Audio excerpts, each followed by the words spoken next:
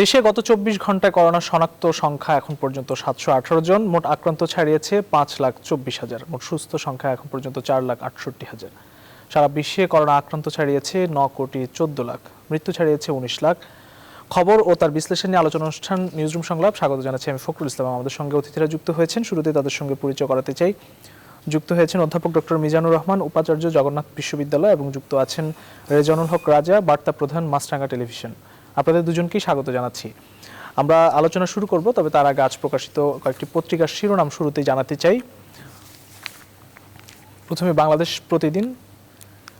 প্রতিদিন প্রধান শিরোনাম করেছে, পিছু হটলেন মেয়র তাপস, বললেন মধুমতি ব্যাংকে টাকা রাখা অনিয়ম হয়নি, অতি উৎসাহীদের মামলা প্রত্যাহারের আহ্বান, খোকন সমর্থকদের মানববন্ধন। এটি ছিল প্রধান শিরোনাম। গত কয়েকদিনের রাজধানী কেন্দ্রিক যে রাজনীতি অনেকটা সরগরম হয়ে উঠেছিল, সাবেক মেয়র সাইদ খোকন এবং বর্তমান মেয়র শেখ ফজলানুর তাপস, তাদের বাগযুদ্ধ নিয়ে। আরও একটি শিরোনাম রয়েছে, সম্মতিপত্র স্বাক্ষরে মিলবে টিকা, ২৬ জানুয়ারি নিবন্ধন শুরু, পার্শ্ব প্রতিক্রিয়ার সমাধানে থাকবে মেডিকেল টিম। এটি ছিল আরেকটি শিরোনাম। এবং যুক্তরাষ্ট্র নিয়ে একটি শিরোনাম আছে, যুক্তরাষ্ট্র কি গৃহযুদ্ধে লিপ্ত হচ্ছে, পিকে হালদারের ভুয়া প্রতিষ্ঠান থেকে 960 কোটি টাকা জব্দ। এই ছিল বাংলাদেশ প্রতিদিনের প্রধান উল্লেখযোগ্য শিরোনাম। কালের কণ্ঠ শিরোনাম করেছে, ভ্যাকসিন নিয়ে, টিকায় আগ্রহ নিয়ে দ্বিধাদ্বন্দ্ব, সব প্রস্তুত, বাকি শুধু মানুষকে প্রস্তুত করা। কার্যকর প্রচারণা দ্রুত শুরুর তাগিদ বিশেষজ্ঞদের। টিকা আসার পর প্রচারে নামতে চায় স্বাস্থ্য অধিদপ্তরের টিকা শাখা। এটি ছিল প্রধান শিরোনাম। দেশজুড়ে সশস্ত্র বিক্ষোভের ছক ট্রাম্পপন্থীদের, যুক্তরাষ্ট্র নিয়ে বেশ আলোচনা বিশ্বজুড়েই। এটি নিয়ে একটি শিরোনাম রয়েছে কালের কণ্ঠে। এরপর ফখরুদ্দিন সামনে এলেও নিবৃতে মঈন। মোটামুটি এই ছিল কালের কণ্ঠের প্রধান শিরোনাম। ডেইলি সান শিরোনাম করেছে, Bangladesh closer to LDC graduation, official recommendation from UN likely in February. ছিল প্রধান শিরোনাম। Trump supporters plan armed protest, FBI. এই ছিল আজ প্রকাশিত কয়েকটি পত্রিকার শিরোনাম আমরা জানালাম। আমরা আলোচনায় ফিরতে চাই সরাসরি। অধ্যাপক ডক্টর মিজানুর রহমান আমাদের সঙ্গে আছেন। আপনাকে দিয়ে শুরু করতে চাই। শিক্ষা প্রতিষ্ঠানগুলো আমরা দেখলাম যে গত বছর 18 মার্চ থেকে বন্ধ রয়েছে। শিক্ষা কার্যক্রম এরই মধ্যে অনেকটাই স্থবির হয়ে পড়েছে। প্রায় 1 বছর হতে চললো আসলে শিক্ষা প্রতিষ্ঠানগুলো। এগুলো কবে নাগাদ খুলতে পারে বা অন্য কোনো পদক্ষেপ নেওয়া হচ্ছে কিনা আপনি কতটুকু জানেন? একই সঙ্গে শিক্ষা কার্যক্রম পরিচালনা ভিন্নভাবে কোনো উদ্যোগ নেওয়া হয়েছে কিনা যদি বলেন।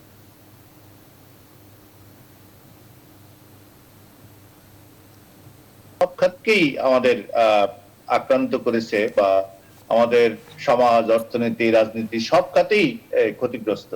তবে এই খাতগুলোর মধ্যে সবচেয়ে ক্ষতিগ্রস্ত একটা খাত হচ্ছে এই শিক্ষা খাত। গত বছর 17 মার্চ থেকে শুরু হয়ে এই পর্যন্ত আসলে আমাদের পুরো শিক্ষা কার্যক্রম স্থগিত এই অর্থে বলছি এই জন্য যে গত বছরের মাঝামাঝি থেকে আমরা অনলাইনে ক্লাস দেওয়া শুরু করেছি, এবং স্কুলগুলোতে রেডিও, টেলিভিশন বা বিভিন্ন সামাজিক যোগাযোগ মাধ্যমে ক্লাসটা চালিয়ে নেওয়ার একটা চেষ্টা চলছে। কিন্তু আমি বরাবর বলে আসছি যে এইটা আসলে বিকল্প হতে পারে না। এটা হলো কোন রকমে সংযোগ রক্ষা করা, ছাত্রদের সাথে যাতে হারিয়ে না যায় সেটা আমরা করতে পেরেছি, এবং অনেক ক্ষেত্রে পরীক্ষাগুলো নেওয়া যায়নি, সেই সংকট তো আছে। আর এইটা কেবলমাত্র বাংলাদেশেরই সংকট, স্কুল কলেজগুলো বাংলাদেশেই বন্ধ এরকম মনে করার কোনো কারণ নেই। এটা সারা পৃথিবীতে, বিশেষ করে ইউরোপ আমেরিকাতে একবার চেষ্টা করা হয়েছিল খোলার জন্য, কিন্তু পরে দেখা গেল স্কুলগুলোতে বাচ্চারা হয়তো সংক্রমিত হচ্ছে না, কিন্তু অ্যাজ এ ক্যারিয়ার সবচেয়ে ভালো ক্যারিয়ার নাকি বাচ্চারা, অর্থাৎ করোনাকে বাসা পর্যন্ত নিয়ে যাওয়ার জন্য বাচ্চারা খুবই উপযুক্ত একটা মাধ্যম। যেই কারণে ওয়ার্ল্ডে কোথাও সেই অর্থে স্কুল কলেজ যেভাবে পুরোদমে চালু হওয়ার এটা এখনো হয়নি। তবে আমি যদিও বিশেষজ্ঞ নই, আমি শুনেছিলাম যে সংক্রমণের মাত্রা যদি টেস্টের 5% নিচে নেমে আসে, 5%, আজকে আমরা প্রথম, আমার মনে হয় গত 1 বছর 5% কাছাকাছি আসছি বা 5-এর কাছে আসছি, এইটার নিচে গেলে বলা হয় যে সংক্রমণ স্থিমিত হয়ে আসছে। তো এইটা আবার একটা রিভার্স আশঙ্কাও আছে, কারণ আমাদের মূল সংক্রমণটা কিন্তু বাংলাদেশে শুরু হয়েছিল মার্চ মাসের পরে, এখন তো আমরা জানুয়ারি। এবং ইন্টারন্যাশনাল যে এক্সপিরিয়েন্স বা ইউরোপে বা আমেরিকাতে কোথাও কিন্তু এইভাবে সংক্রমণ এই এত কমে যাওয়ার লক্ষণ কিন্তু এখনো দেখা যাচ্ছে না। তো সেটা আমরা যদি সাস্টেইন হয় এই কমাটা, আর ইতিমধ্যে যদি আমরা টিকা আসে এবং সেই টিকা যদি যারা ফ্রন্টলাইন ফাইটার যারা আছে তাদের বলছে, এর সাথে সাথে বয়স্ক শিক্ষক যারা আছে শিক্ষা প্রতিষ্ঠানের 60 বা 50 তাদেরকে যদি টিকা দিয়ে দেওয়া যায়, তাহলে আমার মনে হয় আস্তে আস্তে আমরা শিক্ষা প্রতিষ্ঠান খুলতে পারবো। এবং আমাদের প্রত্যাশা, কারণ আমরা একটা বড় ক্ষতি তো আমাদের হয়েই গেল যে এসএসসি পরীক্ষা আমরা নিতে পারিনি এবং সেটার ফল তৈরি হচ্ছে বিশেষ পদ্ধতিতে, সেটা অনুমোদিত হচ্ছে। কিন্তু আমাদের বড় একটা কর্ম যেটা বাকি আছে সেটা হচ্ছে বিশ্ববিদ্যালয়গুলোতে ভর্তি পরীক্ষা। স্কুলগুলো কলেজে যেরকম লটারিতে ভর্তি হচ্ছে, এটা কিন্তু বিশ্ববিদ্যালয়ে করা যাবে না, কারণ বিশ্ববিদ্যালয়গুলো সর্বসম্মতভাবে সিদ্ধান্ত নিচ্ছে যে শারীরিকভাবে সশরীরে উপস্থিত হয়ে তাদের ভর্তি পরীক্ষা দিয়েই ভর্তি হতে হবে। তো সেই কাজটা আমরা হয়তো শুরু করতে পারবো যদি এই সংক্রমণটা যেভাবে কমছে, এটা যদি কমতে কমতে শতকরা 2 ভাগ 3 ভাগে চলে আসে, তাহলে হয়তো তারপরেও যে সকল সতর্ক ব্যবস্থা গ্রহণ করা লাগে, সতর্কতামূলক ব্যবস্থা, মাস্ক পরা বা শারীরিক দূরত্ব বজায় রেখে আস্তে আস্তে আমাদের শিক্ষা প্রতিষ্ঠানগুলো হয়তো কার্যক্রম শুরু করতে পারে। আরেকটা বলে রাখি যে আমাদের যে পরিসরে আমাদের শিক্ষা প্রতিষ্ঠানগুলো আছে গ্রামে গঞ্জে বা শহরেও, মানে এত স্বল্প পরিসরে বেশি সংখ্যক ছাত্র কোনোভাবেই এটা ইউরোপে বা স্ক্যান্ডিনেভিয়ান রিজনে, যেখানে একটা ক্লাসে সর্বোচ্চ 10 জন 15 জন করে ছাত্র থাকে, 2 জন করে শিক্ষক থাকে স্কুলগুলোতে, আমাদের এক এক ক্লাসে 50, 60, 100 জন করে ছাত্র, শিক্ষক হয়তো একজন। তো সেই ক্ষেত্রে আমাদের আরো সতর্কতা অবলম্বন করতে হবে, হয়তো বিশেষ ব্যবস্থা করতে হবে, বিশেষ রুটিন করতে হবে। ছাত্রদেরকে যারা আজকে আসবে কালকে তারা আসবে না এবং কিছু অনলাইনে ক্লাস করবে, এরকম বিভিন্ন ব্যবস্থা কথা চিন্তা করা হচ্ছে। এগুলো এখনো মানে একেবারে ঘোষণা পর্বে কিভাবে আমরা করব এগুলো আসেনি, কিন্তু এগুলো দিয়ে কাজ চলছে এবং বিভিন্ন বিশ্ববিদ্যালয় বা শিক্ষা প্রতিষ্ঠান এবং মন্ত্রণালয় যে আমরা যদি খুলতে পারি সহসা, তাহলে কিভাবে শিক্ষা কার্যক্রম পরীক্ষা এগুলো চালানো যেতে পারে, তো সেই বিষয়ে কিন্তু এক ধরনের পরিকল্পনা তৈরি হচ্ছে। এতটুকু আমি বলতে পারি। জি, আপনার কাছে ফিরবো, থাকুন আপনি। রেজওয়ানুল হক রাজা, এখনো আমরা আসলে ডিজিটাল পদ্ধতিতে যে মানে ভার্চুয়ালি ব্যাপক পরিসরে যে ক্লাস শুরুর কথা বলা হচ্ছে, সেটি কিন্তু কোনোভাবেই সম্ভব হয়নি। অনেক শিক্ষার্থী প্রাথমিক পর্যায়ে ঝরে পড়ছেন, শিক্ষা কার্যক্রম তো স্থবির হয়ে পড়েছে, শিক্ষাক্ষেত্রে অনেকেই ক্ষতিগ্রস্ত হচ্ছেন, শিক্ষার্থীরা ক্ষতিগ্রস্ত হচ্ছেন। আপনার মন্তব্য একটু জানতে চাই, কারণ দীর্ঘদিনের একটি স্থবিরতা, কিভাবে এগুলো মোকাবেলা করবেন? ধন্যবাদ। অধ্যাপক মিজানুর রহমান শুরুতে বলছিলেন যে করোনা শুধু শিক্ষা খাত নয়, সকল খাতকেই ক্ষতিগ্রস্ত করেছে, তার মধ্যে শিক্ষা খাতও একটা। আমি বরং বলবো শিক্ষা খাত সবচেয়ে বেশি ক্ষতিগ্রস্ত, বিকজ সবকিছু খুলে দেওয়া হচ্ছে এখন, কিন্তু স্কুল কলেজ এখনো খোলা হয়। আর অনলাইনে যে শিক্ষা ক্লাস নেওয়ার কথা অধ্যাপক রহমান বললেন, সেই অনলাইনের ক্লাসের উনি নিজেই বলেছেন যে এটা আসলে বিকল্প হতে পারে না, এবং আসলেই অনলাইনের ক্লাস মোটেও এটাকে কোনো সাকসেসফুল কোনো রিপোর্ট বলা যায় না। আর তারপরও কথা হচ্ছে যে অনলাইন ক্লাস কি সবাইকে কাভারেজ থেকে দেওয়া গেছে কি? মোটেই না। ঢাকা ইউনিভার্সিটির কথাই যদি ধরি বা জগন্নাথের কথা যদি ধরি, তাদের স্টুডেন্টের বড় একটা অংশ গ্রামগঞ্জে থাকে, সেখানে আপনি তাদেরকে অনলাইন ফ্যাসিলিটিস সেখানে ঠিক মতো পৌঁছানো সম্ভব না। মোট কথা অনলাইন ক্লাস করা না করার মধ্যে খুব বেশি পার্থক্য নেই। সো শিক্ষা খাত আসলে খুবই ব্যাপকভাবে ক্ষতিগ্রস্ত, সবচেয়ে বেশি ক্ষতিগ্রস্ত। বাসায় এই সময় বাসায় বাচ্চা কাচ্চাদের স্টুডেন্টদের লেখাপড়া, আসলে আমি তো আমার ঘরের অবস্থা দেখেও বুঝি সেই অর্থে কোনো লেখাপড়াই হচ্ছে না। যাই হোক, এটা আসলে খুব বেশি কিছু করারও নাই, কারণ এরকম মহামারী বা এরকম মহাদুর্যোগ তো গত 100 বছরের মধ্যে আমরা মানে কেউ দেখে নাই। তো মেনে নিতে হবে 1 বছর যদি কোনো না কোনো ভাবে লস হয়, কারণ ডিউরিং আমাদের মুক্তিযুদ্ধের মধ্যে কিন্তু একটা এসএসসি পরীক্ষা হয়েছিল, কিন্তু পরে বাংলাদেশ স্বাধীন হওয়ার পরে ওই পরীক্ষা বাতিল করে নতুন করে আবার পরীক্ষা হয়েছিল, যতটুকু আমার মনে পড়ে। তো একটা বছর কিন্তু লস হয়েছিল। এরকম মহাদুর্যোগে এরকম হতে পারে, সেটা মেনে নিয়েই বলছি এই ক্ষতিটা হয়তো পোষাতে অনেক সময় লাগবে। আর আরেকটা কথা আমি বলতে চাই, সেটা হচ্ছে যে অধ্যাপক মিজানুর রহমান যেটা বলছিলেন যে তার কথা মনে হচ্ছিল শিক্ষা প্রতিষ্ঠান খুলতে হয়তো আর একটু সময় লাগবে, কিন্তু যতটুকু বুঝলাম বা একজন একজন মন্ত্রী একটা আভাসও দিয়েছেন যে আগামী মাসেই, ফেব্রুয়ারিতেই হয়তো স্কুল কলেজ খুলে দেওয়া, স্কুল কলেজ ইউনিভার্সিটি খুলে দেওয়া হতে পারে। এই সিদ্ধান্ত নেওয়ার ক্ষেত্রে ইন্ডিয়ার যে সিদ্ধান্ত নেওয়া হয়েছে সেইটা অনেকখানি প্রভাব বিস্তার করেছে বলে আমার ধারণা। কারণ ইন্ডিয়াতেও ফেব্রুয়ারি থেকেই সব এডুকেশনাল ইনস্টিটিউশন গুলি খুলে দেওয়া হচ্ছে। তো আমরা আশা করব যে, আর বাংলাদেশের পরিস্থিতি যেটা আলোচনা হলো, আজকে প্রথম 5% নেমে এসেছে গত 9 মাসের মধ্যে সংক্রমণের হার 5 বা 5-এর নিচে নামলে এটাকে একটা মোটামুটি ধরা যায় যে একটা সহনশীল অবস্থা। এই অবস্থাতে হয়তো আবার নতুন করে যাত্রা শুরু করা যায়। আমি জানি না এই অবস্থা কতদিন থাকবে, আর এই স্ট্যাটিস্টিক্সটাও বা কতখানি অথেন্টিক সেটা নিয়েও তো একটা কথা আছে। যাই হোক, হোপ ফর দ্য বেস্ট। আশা করছি যে এই শিক্ষার্থীদের এই দুর্যোগকাল, মহামারীর উপরে মহামারী, তাদের ক্ষেত্রে এটি দূর হবে। এটা ছাড়া, এই আশাবাদ ব্যক্ত করা ছাড়া তো আপাতত কিছু করার নেই।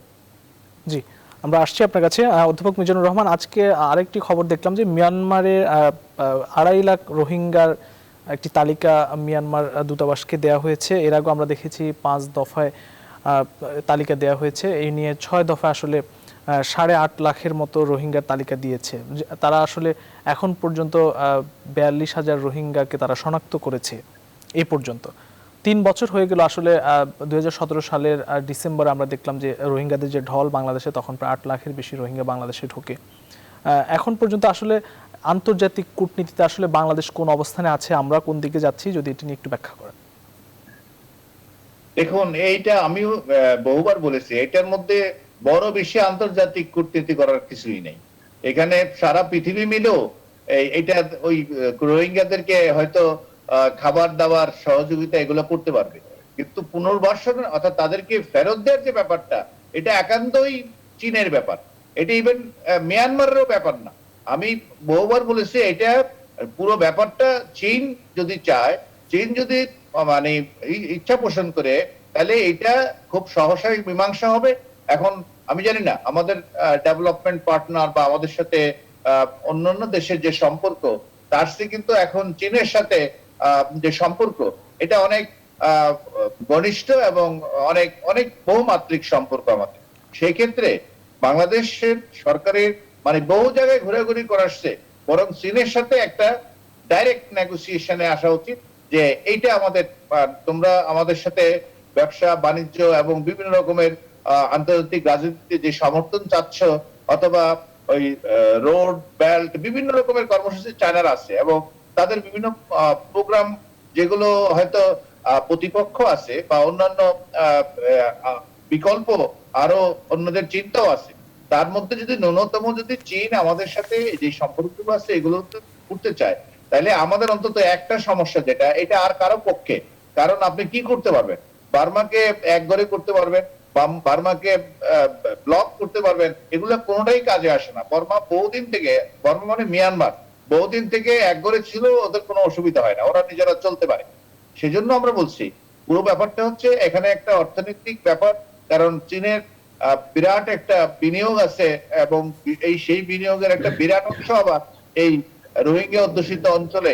সেই বিনিয়োগগুলো সাস্টেইন করার জন্য যে বিকল্প পদ্ধতি হিসাবে যেটা গ্রহণ করছে, যেটা নিরাপত্তার জন্য মিয়ানমার সরকার রোহিঙ্গাদেরকে ওখান থেকে বিতাড়িত করছে, ইত্যাদি বিভিন্ন অজুহাত আছে সেগুলো, যে ওখানে জঙ্গি হামলা, অথবা তাদের ভাষায় যে ওখানে এক ধরনের মিলিটেন্সি ডেভেলপ করার সম্ভাবনা আছে যেটা ইনভেস্টমেন্টকে হ্যাম্পার করবে। এই জিনিসগুলো আসলে যে অমূলক, এর চেয়ে বরং বর্তমান যে অবস্থার মধ্যে রোহিঙ্গারা আছে এর দ্বারা বরং ইনসার্জেন্সি ডেভেলপ করা, এবং সেই ইনসার্জেন্সি কিন্তু বার্মার ভিতরে এবং পার্শ্ববর্তী দেশ ভারত এবং চীন সহ অন্যান্য জায়গাতেও একটা সংক্রমিত হওয়ার যে সম্ভাবনা আছে, এইটা যদি চীনকে বোঝানো যায়, আমার মনে হয় এটা খুব সহজে হবে। আর অন্যদের সাথে বেশি এই যে আমরা যেগুলো বলি যে আন্তর্জাতিক ফোরামে আলোচনা করে কি করতে পারবো, বার্মাকে একঘরে করতে পারবো, বাণিজ্যিক ভাবে ব্লক দিতে পারবো, কিন্তু এগুলো তো কোনো সময় কাজে আসে নাই। আর এখন আপনি যেটা বলছেন লক্ষ লোকের তালিকা, এই তালিকা দেয়া কিন্তু চলছেই, কিন্তু এই 2,500 লোকও এই পর্যন্ত কিন্তু মিয়ানমার নেয়নি। আসলে বাস্তবতা হচ্ছে যে যেই টিমেরে আছে সমস্যাটা সেই টিমেরে আছে, যে যতগুলো লোক আছে সেই সবগুলো লোকেই এখনো রয়ে গেছে, এবং একটি মানে অসহনীয় অবস্থার মধ্যে দুর্বিষহ জীবনের যাপন করছে এই লোকগুলো।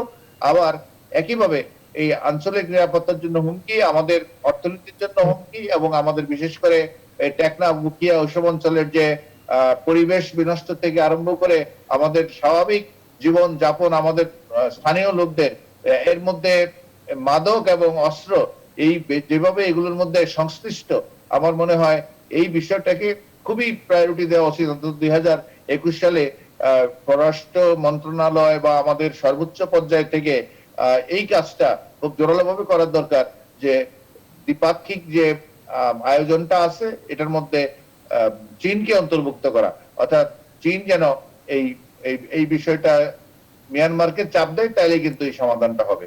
আর অন্যদের খুব বেশি আশা করে লাভ নাই। আর একটা যে বিচার টিচার চলতেছে আন্তর্জাতিক আদালতে, এগুলো চলতে থাকুক, এগুলো দীর্ঘমেয়াদী ব্যাপার। এর যেই আদালতে বিচার হচ্ছে সেই আদালত শাস্তি দেওয়ার বড় বেশি ক্ষমতা রাখে না। এক পর্যায়ে এটা আবার জাতিসংঘে যেতে হবে, জাতিসংঘে আবার সে একইভাবে চীনের সমর্থন না থাকলে কোনো কিছুই করা যাবে না। অতএব বাংলাদেশ এবং মিয়ানমারের মধ্যে যে দ্বিপাক্ষিক পর্যায়ে যে চুক্তি বা আদান প্রদান বা নোট বা ভার্বাল যেগুলো কথাবার্তা যেগুলো মানে ইতিমধ্যে সম্পন্ন হয়েছে, সেগুলোর মধ্যে আমি মনে করি চীনকে যদি যুক্ত করা যায় তাহলে এটার সফলতা আসবে। জি, অসংখ্য ধন্যবাদ। থাকুন, আমরা একটু রেজাউল হক রাজা আপনার মন্তব্য জানতে চাই এই বিষয়ে। আসলে রোহিঙ্গা ইস্যুটি আমাদের দেশে প্রায় 11-12 লাখ যে রোহিঙ্গা, এটি এখন সবচেয়ে বড় মাথা ব্যথার কারণ হয়ে দাঁড়িয়েছে। আন্তর্জাতিক চাপ অত্যন্ত জরুরি, কারণ আন্তর্জাতিক চাপের কারণেই তাদের সাথে একটি সমঝোতা হয়েছে যে প্রত্যাবাসনের বিষয়, কিন্তু এখনো সেই প্রত্যাবাসন 3 বছরে একজনও প্রত্যাবাসিত হয়নি শরণার্থীরা। আপনার মন্তব্য একটু জানতে চাই, যদি আপনি আন্তর্জাতিক চাপ তো জরুরি বটে, আন্তর্জাতিক চাপ ছিল শুরুর দিকে তো যথেষ্ট ছিল, এবং আপনি যেটা বললেন যে সেই চাপের মুখেই তাদের সঙ্গে একটা সমঝোতা হয়েছে। সমঝোতা তো হয়েছে, কিন্তু সেই সমঝোতার তো কোনো রেজাল্ট নাই। অধ্যাপক মিজানুর রহমান বললেন যে 2.5 লাখের মধ্যে 2.5 লাখ একজনকেও তো নেই, নট এ সিঙ্গেল পার্সন। এবং এটা তো খোদ আমাদের মাননীয় প্রধানমন্ত্রী নিজেই মাঝে মধ্যে দুঃখ করে বলেন যে ওরা কথা দিয়ে কথা রাখছেন, সত্য কথা। এবং এটাও সত্য যে তাদের পিছনে চীনের যতক্ষণ পর্যন্ত এই মদতটা থাকবে, ততক্ষণ পর্যন্ত ইভেন ধরেন আমাদের সবচেয়ে ঘনিষ্ঠ সম্পর্ক যে দেশটার সাথে, ইন্ডিয়া, আমাদের প্রতিবেশী, তারাও তো এই ইস্যুতে আমাদের সঙ্গে পুরোপুরি নাই। রিসেন্টলি যে জাতিসংঘে যে ভোটাভুটিটা হয়েছে সেখানে ইন্ডিয়া ভোট দানে বিরত ছিল। আমাদের এগেনস্টে দেয় নাই, এটা সত্য, আমাদের পক্ষেও তো দেয় নাই। তো দুটি দেশে কিন্তু বাংলাদেশের এই মুহূর্তে বন্ধু রাষ্ট্র আসলে। হ্যাঁ, বন্ধু রাষ্ট্র, কিন্তু তার মধ্যে ইন্ডিয়ার পজিশন তো বললাম। আর চায়না, যেটি প্রফেসর মিজানুর রহমান বললেন বারবার, চায়নার ইম্পর্টেন্স, এটা সত্য কথা। কিন্তু চায়না তো দেখবে কি তার নিজের স্বার্থ, যে মিয়ানমারের কাছ থেকে সে কত বেনিফিট পায় আর বাংলাদেশের কাছ থেকে কত। এখনকার দুনিয়াতে আপনার ইকোনমিক ডিপ্লোমেসিটা বেশি প্রাধান্য পাচ্ছে। চীন মাঝখানে আমাদের সবারই মনে থাকতে পারে বছর 8 মাস বা 10 মাস বা 1 বছর ম্যাক্সিমাম হবে, মাঝখানে চীন খুব তোড়জোড় শুরু করলো, না এটার একটা সমাধান করে ফেলতে হবে, এই রোহিঙ্গাদের ফেরত দিতে হবে, এটা সমাধান চাই, মিয়ানমারের সঙ্গে আমরা বসবো, আমরা ত্রিপক্ষীয় বৈঠক করবো। খুব হঠাৎ করে খুব অ্যাক্টিভ হয়ে গেল চীন। তারপরে কি হলো, সেই যে অবস্থা ছিল সেই অবস্থায় আছে। সো চীনের ডেফিনেটলি চীন যদি সিরিয়াসলি চাইতো তাহলে হইতো, কিন্তু আমি এটা অবশ্যই মনে করি যে চীন দেখবে যে সে বাংলাদেশের সঙ্গে সম্পর্ক রাখলে বেশি ভালো না মিয়ানমারের সঙ্গে। ডেফিনেটলি মিয়ানমারের সঙ্গে, বিকজ চীন এবং মিয়ানমার প্রতিবেশী রাষ্ট্র। মিয়ানমার থেকে চীনের গ্যাসের বড় একটা সাপ্লাই যায়, তো সে তার ওই হিসাব করবে। আর একটা কাজ আমাদের কতখানি ঠিক হয়েছে আমি জানি না, আমরা যে এই রোহিঙ্গাদেরকে কক্সবাজার থেকে ভাসানচরে নিয়ে যাচ্ছি, সেখানকার ক্যাপাসিটি তো হাইয়েস্ট 1 লাখ, আর রোহিঙ্গা এখানে আছে তো কমপক্ষে 8 লাখ কক্সবাজারে নতুন করে আসা। তো আমরা যদি পুরোপুরি এদেরকে ছড়াতে না পারি, তাহলে 1 লাখ নিয়ে গিয়ে আমরা কি কোনো এরকম কোনো মিয়ানমার কি এরকম কোনো মেসেজ পাচ্ছে যে ওরা তো ওদেরকে পার্মানেন্টলি রাখার একটা ব্যবস্থা করে ফেলতেছে, সুতরাং আমাদের এটা নিয়ে এত চিন্তা করার দরকার। এটাও আমার মাঝে মধ্যে মনে হয় যে এই সিদ্ধান্তটা কতখানি ঠিক হয়েছে। যাই হোক, আমাদের দুটো উপায়, একটা হলো নিজস্ব ডিপ্লোমেসি, সেটা তো আমরা অলথ্রো করছি, সাকসেসফুল হয় নাই। আমি বরং একটাই সম্ভাবনা দেখি, যে যে বিচারটা যেটা শুরু হয়েছিল গাম্বিয়ার মামলায়, সেই মামলাতেই যদি একটা আপনার রায়টা, যেটা অলরেডি একটা প্রাইমারি রায় হচ্ছে সেটা আমাদের ফেভারে মিয়ানমারের এগেনস্টে, এটা যদি চূড়ান্ত রায়টা হয় তাহলে অ্যাটলিস্ট একটা বড় ধরনের প্রেশার তৈরি হবে মিয়ানমারের উপরে। এটাকেই আমি একমাত্র ভরসা আপাতত মনে করছি। জি, আপনার কাছে আসবো অধ্যাপক মিজানুর রহমান। আমরা গত কয়েকদিন মানে 2 সপ্তাহ ধরে আমরা আসলে দেখছি যে স্থানীয় রাজনীতি অর্থাৎ বসুরহাট পৌরসভায় আওয়ামী লীগ সাধারণ সম্পাদক ওবায়দুল কাদের সাহেবের যে ছোট ভাই মির্জা কাদের, তার বক্তব্য জাতীয় রাজনীতিতে আসলে প্রভাব ফেলছে। অনেকে অনেকভাবে কথা বলছেন।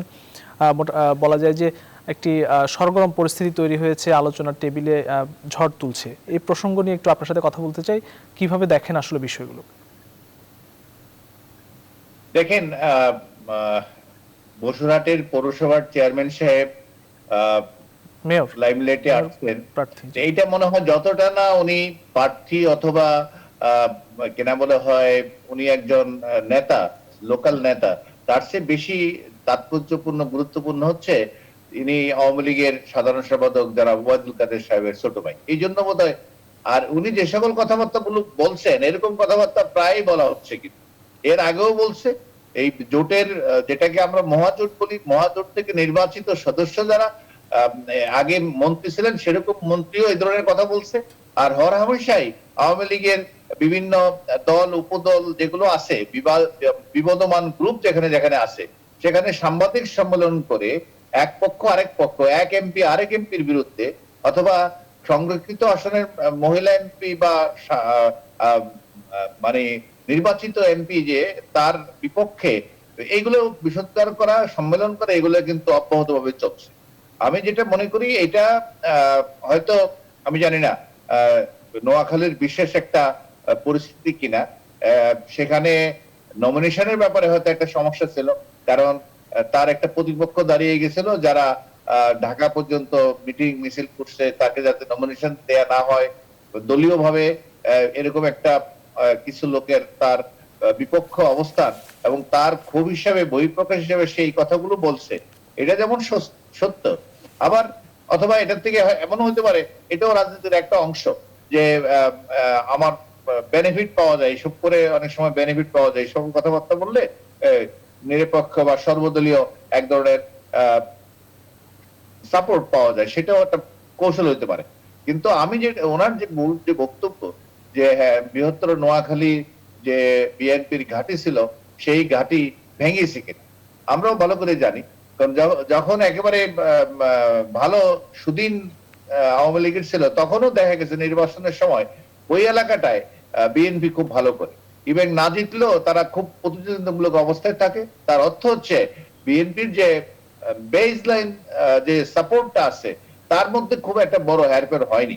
সেটাই উনি বোঝাতে চেয়েছেন যে নোয়াখালীর যারা নেতৃত্ব আছে তারা যে বিএনপির দুর্গ একদম ভেঙে ফেলছে যেটা বলে, এটা সঠিক বলেন না। ওনার হিসাবটা হচ্ছে বিএনপি যেভাবে আছে সেভাবে আছে, এবং কখনো যদি গ্রহণমূলক নির্বাচন হয়, কারণ আমাদের বিগত অনেকগুলো নির্বাচনকে আমরা অংশগ্রহণমূলক নির্বাচন বলতে পারি না, যেটা হয়তো এখন পৌরসভা বা অনেক জায়গাতে হচ্ছে, কোন জায়গায় হচ্ছে কোন জায়গায় হচ্ছে না।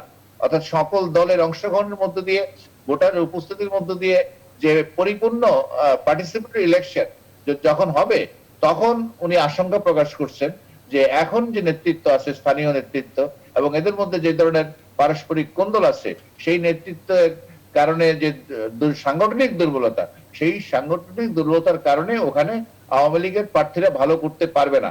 আমি তো মনে করি এটা একটা ভালো অ্যালার্মিং একটা সাজেশন।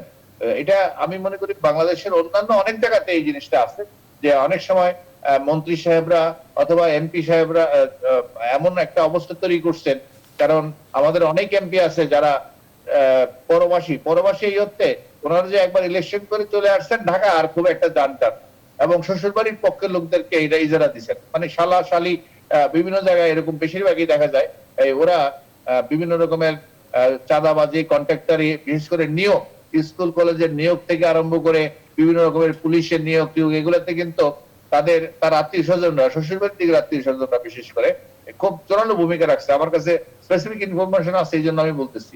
এইগুলো যদি এখনই দমানো না হয়, আর দলের মধ্যে এমপি, তারপরে জেলা সভাপতি, এবং আপনি শুনে আশ্চর্য হবেন, যশোর এয়ারপোর্টে ভিআইপি রুমে আমার মনে হয় রাজাও জানে, ভিআইপি রুমে মাত্র 7-8টা সোফা সেট আছে বসার মতো, 8-10 জন বসতে পারে। এর মধ্যে 2টা সোফা লিখে রাখছে মিনিস্টার আর এমপি। তা আমি বললাম যে মিনিস্টার এমপি তো নাই, এটা লিখে রাখছো কেন? কেন এটার মধ্যে কেউ বসতে পারবে না, কারণ মিনিস্টার এমপি আসলে এর মধ্যে মানে পীরের গদির মতো করে যশোর এয়ারপোর্টের মধ্যে দেখলাম বসিয়ে রাখছে, এবং ওখানে কেউ বসতে পারবে না। পরে যেটা শুনলাম যে ওখানে নাকি এমনও হয়, এই লোকাল যে আওয়ামী লীগের নেতা আছে সে যদি আগে এসে বসে, মন্ত্রী আসলেও জায়গা দেয় না, মন্ত্রী দাঁড়ায় থাকতে হয়। অথবা এমপি যদি আসে, আরেক যে এমপি আছে তার যে দলীয় বড় যে নেতা আছে, মানে যুবলীগের হোক এটা বা অন্য দলের সংগঠনের হোক, সে নাকি ওই মন্ত্রীকে বসতে দেয়, এমপিকে বসতে দেয়। যার কারণে ওরা সমঝোতার মাধ্যমে ওই যশোর এয়ারপোর্টে, মানে আমি ফটোটাই আনসার দেখাইতে পারবো, যে একটা চেয়ারের মধ্যে লেখা আছে মিনিস্টার, আর এর মধ্যে এমপি লিখে রাখছে, কারণ এদেরকে নাকি বসতে দেয় না অন্যরা, এই মন্ত্রী এমপিদেরকে, মানে জুনিয়ররাও নাকি বসতে দেয় না, আবার এমপির লোকরা মন্ত্রীকে বসতে দেয়। এই অবস্থাটা কিন্তু আমি একটা উদাহরণ হিসেবে বললাম, সারা দেশে কিন্তু এই বর্তমানে এটা আছে। তো সেটা নিরসন করা খুব দরকার, কারণ ক্ষমতায় থাকলে অনেক সময় বোঝা যায় না, যখন একটা অংশগ্রহণমূলক ভালো নির্বাচন হবে তখন এই দুর্বলতা নিয়ে আপনি খুব বেশি দূর এগোতে পারবেন না। আমি মনে করি একদিক থেকে সেই কথাগুলো যেগুলো বলছে আব্দুল কাদের মির্জা, উনি কিন্তু যথার্থ কথাই বলছেন। তবে এই কথাগুলো এইভাবে প্রকাশ্যে বললে অন্যরা সুযোগ নেয়, সেটার উচিত ছিল দলীয় ফোরামে, দলীয় যে মিটিং এ সেগুলো। আমি জানি না দলীয় ভাবে এখন তো সুযোগ ছিল অনেক দীর্ঘমেয়াদে, যেগুলোকে আমরা বলি বর্ধিত সভা, ইউনিটগুলোর বর্ধিত সভা করে সবার বক্তব্য শোনা, কোথায় কোন নেতা কি করছেন, কোন সমস্যা তৈরি করতেছেন, সেগুলো উচিত ছিল আওয়ামী লীগের সাংগঠনিক যে নেতৃত্ব যারা আছেন তাদের জেলাওয়ারি এই ধরনের একটা স্টক টেকিং করা। এবং এটা না করতে পারলে আপনি যখন কোনো সময়, ওই আবারও বলছি, যখন একটা অংশগ্রহণমূলক নির্বাচন হবে তখন কিন্তু এই দল খুব বেশি সুবিধা করতে পারবে না। এটা কিন্তু একটা সতর্কতা হিসাবে কিন্তু উনি বলছেন। এটা আমি মনে করি এটা বাস্তবতা আছে। জি, ধন্যবাদ। আপনার কাছে ফিরবো আমরা। আসলে সরকার দলীয় একজন মেয়র প্রার্থী, তিনি স্থানীয় পর্যায়ে যাদের সংখ্যা জানাচ্ছেন এবং আজকে বলেছেন যে ভোট নিয়ে ছিনিমিনি হলে ওবায়দুল কাদেরকে দায়িত্ব নিতে হবে, মির্জা কাদের বলেছেন। জনাব রেজানুল হক রাজা, আপনি যদি এই বিষয়ে একটু মন্তব্য করেন। এবং আজকে বাংলাদেশ প্রতিদিন আরেকটি শিরোনাম রয়েছে, পিছু হটলেন মেয়র তাপস। সাবেক এবং বর্তমান দুই মেয়রের বাকযুদ্ধ আমরা দেখেছি গত কয়েকদিন ধরেই, এটিও একটি আলোচিত ঘটনা রাজনীতিতে। এই দুটি বিষয় নিয়ে যদি আপনি মন্তব্য করেন। ধন্যবাদ। আব্দুল কাদের মির্জা সাহেব যা বলেছেন সেটা হয়তো যথার্থ, কিন্তু তিনি যে কন্টিনিউয়াসলি বলে যাচ্ছেন এটা আমার কাছে একটু অস্বাভাবিক মনে হচ্ছে। যদি সত্যি বিব্রত হইতো বা ওবায়দুল কাদের সাহেব যদি বিব্রত বোধ করতেন, তাহলে তো কোনো না কোনো ভাবে তাকে থামানো হইতো। আমার মনে হয় কি যে এটাও বোধহয় কোনো একটা রাজনৈতিক কৌশল। ইদানিং গত কয়েক বছরে বা গত এক যুগে বা এক দশকে রাজনৈতিক কৌশল এমন পর্যায়ে, এমন রহস্যজনক অবস্থায় পৌঁছেছে যে আগে কিছুটা বোঝা যেত, আজ করা যেত, এখন আর বোঝার কোনো উপায় নাই। মানে কত ধরনের কৌশল, কতভাবে আপনাকে ক্যামোফ্লেজ করতে পারেন ওনারা, এটা আসলে বোঝা বড় মুশকিল।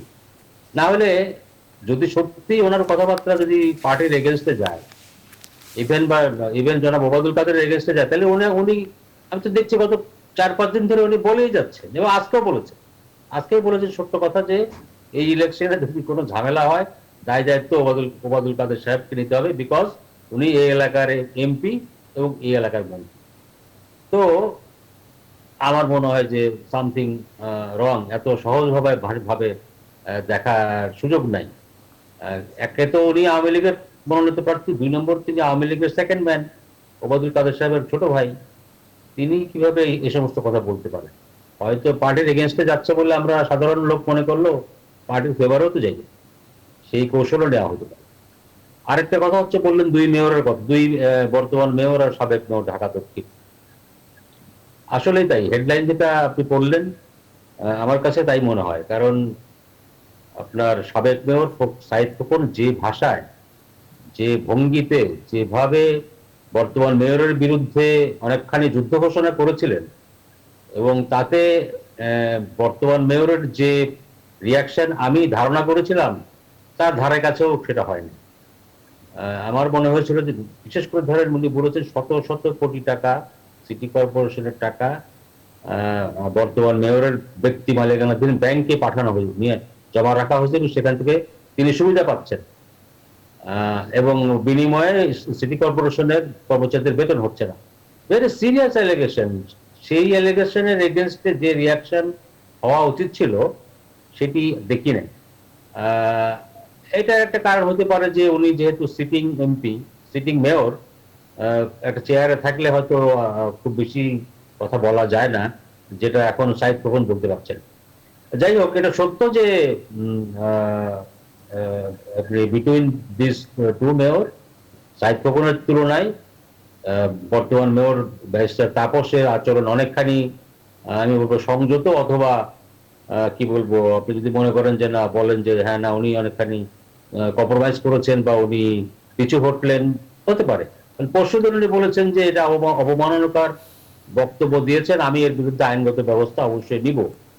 তারপর আজকে তিনি বললেন যে দুজন মামলা করেছে, ওরা আমার কেউ না, ওরা সুযোগ সন্ধানী, অতি উৎসাহী, ওদেরকে তিনি ইভেন মামলা প্রত্যাহার করারও রিকোয়েস্ট করেছেন।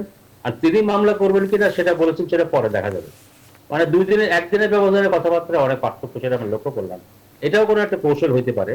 তবে প্রাথমিকভাবে আপাতত এটা বলাই যায় যে তিনি খোকনের সঙ্গে রেসে সমান তালে এগিয়ে নেই, তিনি পিছনে আছেন, সেটা তার কোনো কৌশল হতে পারে। জি, ধন্যবাদ। আমরা আরেকবার করে আমরা আসবো নিশ্চয়ই। অধ্যাপক মিজানুর রহমান, আপনার কাছে একটু করোনা প্রসঙ্গ নিয়ে কথা বলতে চাই, কারণ যেহেতু করোনা সংক্রমণ গত 9 মাসের মধ্যে আজকে সবচেয়ে কম, 700 কিছুটা বেশি। করোনার যে ভ্যাকসিন সেটি আনার কথা বলা হয়েছে যে এই মাসের শেষের দিকে হয়তো আসবে, এবং ফেব্রুয়ারির শুরুর দিকে প্রয়োগের কথা বলা হচ্ছে। কিন্তু সে প্রস্তুতি আজকে কালের কণ্ঠে আমরা দেখলাম টিকায় আগ্রহ নিয়ে দ্বিধাদ্বন্দ্ব রয়েছে, কারণ বলা হচ্ছে যে যারা আসলে আগ্রহ তারা স্বাক্ষর করে তারপর হয়তো তারা নিতে পারবেন। কিছু নিয়ম কানুন রয়েছে, সব প্রস্তুত, বাকি শুধু মানুষকে প্রস্তুত করে। প্রস্তুতির জায়গা আসলে কি বলা হচ্ছে ফেব্রুয়ারির শুরুতেই প্রয়োগ করা হবে, সেই প্রস্তুতি থেকে আমরা এখন পর্যন্ত নিতে পারছি কিনা, কি মনে হয় আপনার কাছে? দেখুন, বাংলাদেশ টিকা দেওয়ার ব্যাপারে যে প্রস্তুতি, এটা অনেক দেশের চেয়ে বাংলাদেশের অনেক ভালো। কারণ আমাদের ইপিআই যে কর্মসূচি, মানে শিশুদের বা মাদের টিকা দেওয়া, এটা কিন্তু বিশ্ব চ্যাম্পিয়ন। আমাদের যে সিস্টেমটা আছে, সে একই সিস্টেমে টিকা দেয়া হবে। তবে মানে আমি এই অনুষ্ঠানেও আগে বলেছিলাম, এইবারে টিকাটা কিন্তু আর শিশুদের দেয়া হচ্ছে না, দেয়া হচ্ছে বয়স্ক লোকদের, এবং বেশি বয়সের লোকদের আগে দেয়া শুরু হবে, আস্তে আস্তে হয়তো নিচের দিকে আসবে।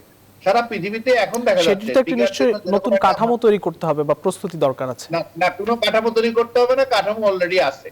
আমাদের টিকাদান কেন্দ্র, ডিস্ট্রিবিউশন নেটওয়ার্ক যেটা আছে, সেটা হয়তো এখন এটাকে আরো বিস্তৃত করতে হবে, এবং যেহেতু বেশি মানুষকে টিকা দিবেন, কিন্তু টিকাদান কেন্দ্র কিন্তু নির্দিষ্ট করা আছে, এবং টিকাদানের জন্য নির্দিষ্ট লোক প্রশিক্ষণ দেয়া আছে, আমাদের ভলেন্টিয়াররা আছে, সবই আছে।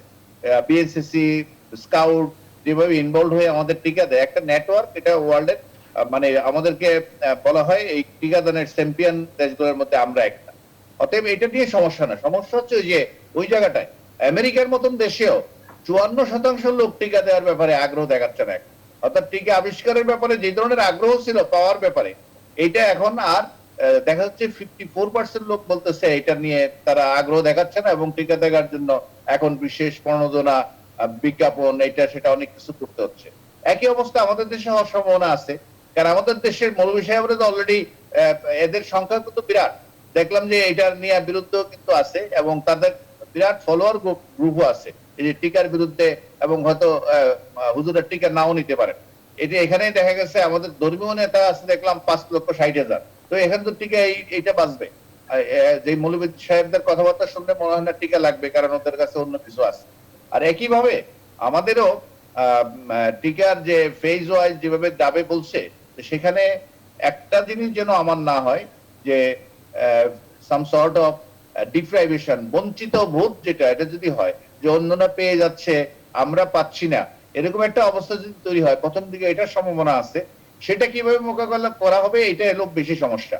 আর টিকা যারা নিতে চাচ্ছে না তাদের যারা নিবে এদের মধ্যে পার্থক্য কিন্তু খুব মানে সময়গত। একটা হচ্ছে হয়তো পরে নিবে, কিন্তু যারা এখনই নিবে আর পরে যারা নিবে তাদের মধ্যে স্বাস্থ্যবিধি মানার ক্ষেত্রে কিন্তু তেমন কোনো পার্থক্য হবে না।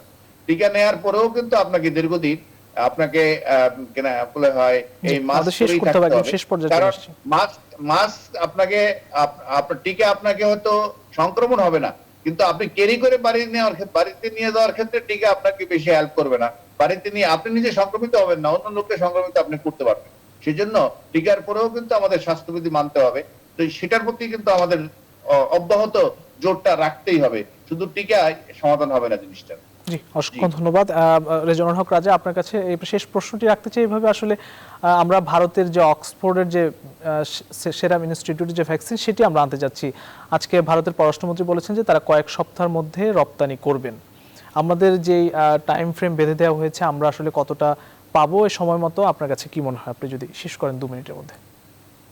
একটা অনিশ্চয়তা দেখা দিয়েছিল যখন শোনা গেল যে ইন্ডিয়া টিকা এক্সপোর্ট করবে না, তারপরে তো এখন পরবর্তীকালে যারা বলেছে যে না, এক্সপোর্ট কোনো নিষেধাজ্ঞা নাই। আর গত পরশুদিন ডিজি হেলথ তো ঘোষণাই দিলেন 25 থেকে 28 বা 29 তারিখের মধ্যে টিকা আসবে। তো এখন তো মনে হচ্ছে যে অনিশ্চয়তা নাই, নাইলে এরকম ভাবে স্পেসিফিক কেন বলছেন? আমার কিন্তু সন্দেহ রয়ে গেছে, বিকজ ইন্ডিয়ান হাই কমিশনার এখানে বলেছেন যে টিকার প্রায়োরিটি প্রথমে ইন্ডিয়ার মানুষ, ইন্ডিয়ার জনগণ, তারপরে অন্যান্য দেশে যাবে, এবং সেক্ষেত্রে প্রতিবেশী দেশ হিসেবে বাংলাদেশ প্রায়োরিটি পাবে। তবে সেটা আবার ডিপেন্ড করে কত দ্রুত টিকা উৎপাদন করা হচ্ছে। তো আসলে এটাই কিন্তু বাস্তবতা। এখন সেই হিসাবে এই মাসের মধ্যে টিকা আসবে কিনা সেটা নিয়ে কিছুটা সংশয় আছে। তবে সরকার যেহেতু স্পেসিফিক ভাবে বলছেন, এবং আমি আজকে খোঁজ নিয়ে জানতে পারলাম যে এটার এই আশাবাদের মূল ভিত্তি হচ্ছে যে যারা টিকা এনে দেবে, যাদের সঙ্গে কন্ট্যাক্ট হয়েছে ভ্যাকসিন, তো তারা বলেছে যে এটা পসিবল, এটা চলে আসবে। তো যাই হোক, এবার এই এই এই মাসের মধ্যে যদি নাও আসে, আগামী মাসে তো আসবেই, সেটা তো আমরা আশা করতে পারি। এক বিশেষজ্ঞ তো বলেছেন টিকা দেরিতে আসলেই ভালো, কারণ এটার ক্রিয়া প্রতিক্রিয়া পার্শ্ব কি হয় না হয়, ইন্ডিয়া যখন 16 তারিখ থেকে ইন্ডিয়াতে দেওয়া শুরু হওয়ার কথা, ওইখানে দেওয়া শুরু হলে তো বোঝা যাবে আসলে কি হচ্ছে না হচ্ছে, তো সেটা দেখে আমরা সিদ্ধান্ত নিতে পারবো। তো এখন এই হচ্ছে অবস্থা। আর আমি বরাবরই বলে আসছি যে টিকা এবার যত দ্রুত আবিষ্কার হয়েছে দুনিয়াতে, এর আগে কোনো টিকা এত তাড়াতাড়ি আবিষ্কার হয় নাই। এটা নিয়ে আমার ঘোর সন্দেহ আছে। টিকা দিয়েও কোনো লাভ হবে কিনা আমার এখনো সন্দেহ। আমি বরং অনেক আগের থেকে যেটা একজন এক্সপার্টের একটা কথা আমার খুব ভালো লেগেছে, যে আমাদের মাস্কই হচ্ছে আমাদের টিকা। এইটাকেই আমরা যদি ঠিকঠাক মতো ফলো করি, মাস্ক পরা সহ হাত ধোয়া, কিছুটা ডিস্টেন্স মেনটেন করে চলা, তাহলে কিন্তু আর ভ্যাকসিনেরও দরকার হতো। আমি মনে করি যে আমাদের এইটা করাই সম্ভব। এটি করেই এইটাই যদি আমরা করি, তাহলে আমরা টিকার চাইতে বেশি ফল পাবো। অসংখ্য ধন্যবাদ। আমার কাছে মনে হয়।